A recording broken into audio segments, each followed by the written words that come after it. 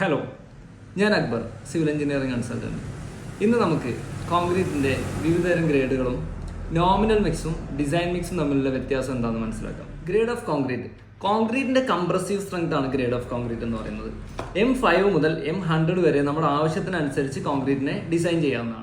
ഇതിൽ സിമെന്റ്, മണൽ, മെറ്റൽ എന്നിവയുടെ അനുപാതത്തിനനുസരിച്ചാണ് ഗ്രേഡ് തരംതിരിക്കുന്നത്. ഗ്രേഡുകൾ M5, M7.5, M10, 15, 20, 25 എന്നിങ്ങനെ ഗ്രേഡുകളുണ്ട്. ഇതിനെ നമ്മൾ നോമിനൽ മിക്സ്, ഡിസൈൻ മിക്സ് എന്നിങ്ങനെയാണ് നമ്മൾ ഇതിനെ തരംതിരിക്കുന്നത്. Nominal mix cement and aggregate ratio മുൻകൂട്ടി ഉണ്ടാക്കിയതാണ്.